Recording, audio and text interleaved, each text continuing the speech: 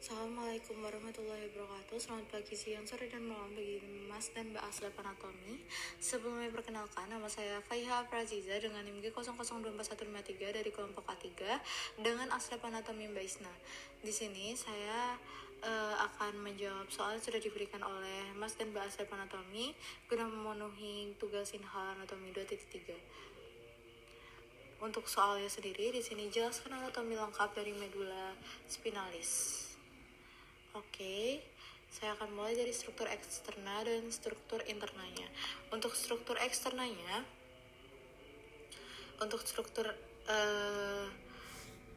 sebelumnya, untuk medula spinalis sendiri, untuk medula spinalis itu dia ada dua, ada intumescentia cervical sama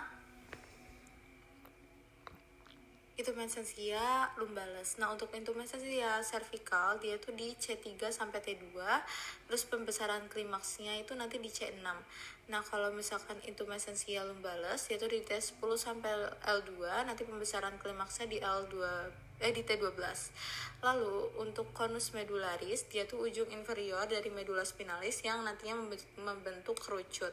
Terus ada cauda equina. Cauda equina dia tuh merupakan struktur buntut pada ini cauda equina.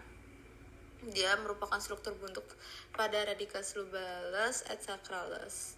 Nah, lanjut ya ke tadi itu struktur eksternal dan internal. Nah, kalau struktur eksternalnya sendiri dia itu ada visura mediana anterior, sulcus mediana posterior, sulcus anterolateral, tempat keluar yang merupakan tempat keluarnya radix anterior atau radix motorik atau afferent.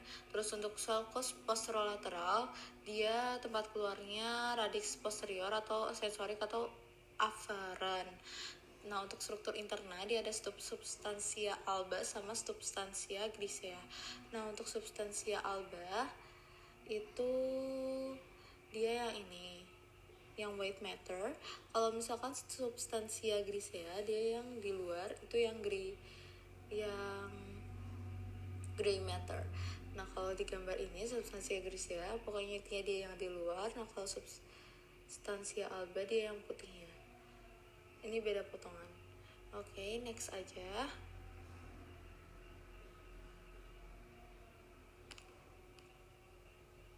Lanjut next aja. Nah, kita ke plexusnya. Untuk plexus di medula spinalis itu ada plexus cervical, plexus brachialis, sama plexus lumbosacralis. Nah, kalau plexus cervical dia itu dibentuk sama ramus primarii ventralis, nervi cervical 1-5, nervi spinalis yang berasal dari segmen cervical 1-4. Nah, untuk plexus brachialis dia dibentuk oleh nervi cervical 5, 6, 7, 8, et nervus thoracal 1. Nah, untuk plexus lumbosacral dia tuh ada plexus lumbalis, plexus sacralis, sama plexus coccygeus, sama nervus 4 dan 5 et nervus coccygeus. Nah, kalau plexus lumbalis itu tuh dia nervi lumbalis 1-5. Kalau sacralis dia nervi sacralis 1-4. Kalau coccygeus dia nervi sacralis. Oke. Next aja kita ke tractus. Nah, tractus itu ada dua, ada ascendens sama descendens.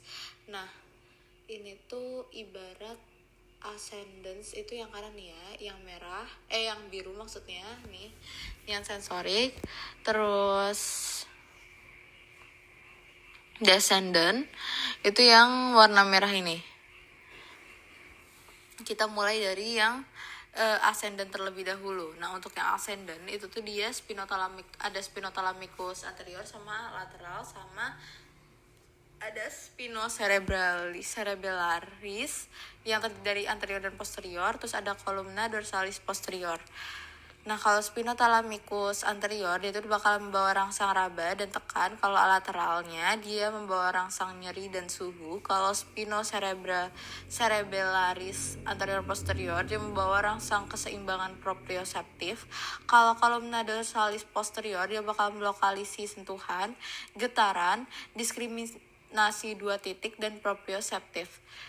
Oke, lanjut. Mohon maaf. Untuk yang bagian kiri itu kan dia descendant kan. Nah, untuk descendant sendiri dia terdiri dari tractus corticospinalis anterior dan lateral yang untuk pergerakan otot-otot volunteer, terus ada tractus cerebrospinalis yang merupakan tractus extrapyramidalis yang fungsinya untuk koordinasi gerakan otot kontralateral. Terus ada tractus tectospinalis yang merupakan tractus extrapyramidalis yang fungsinya untuk refleks pada lengan, respon terhadap penglihatan, pendengaran, atau kulit. Lalu ada tractus extrapyramidalis yang fungsinya untuk mempertahankan keseimbangan dan koordinasi gerakan kepala dan mata. Nah, selanjutnya kita ke vaskularisasinya. Traktusnya dulu. Nah, ini sebenarnya traktus kan sebenarnya udah dibahas tadi juga.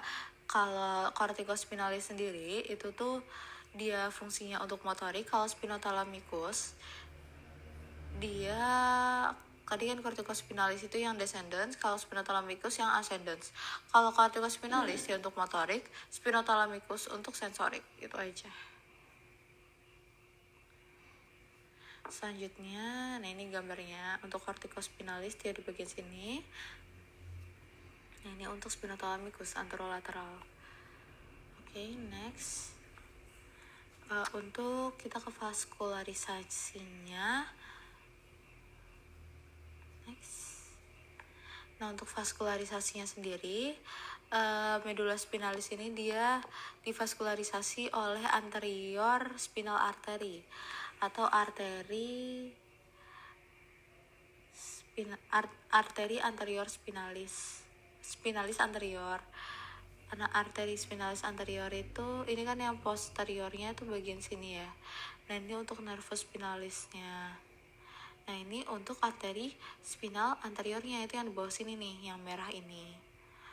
Oke. Kurang lebihnya sekian dari saya. Jika ada salah kata saya mohon maaf. Wassalamualaikum warahmatullahi wabarakatuh. Terima kasih.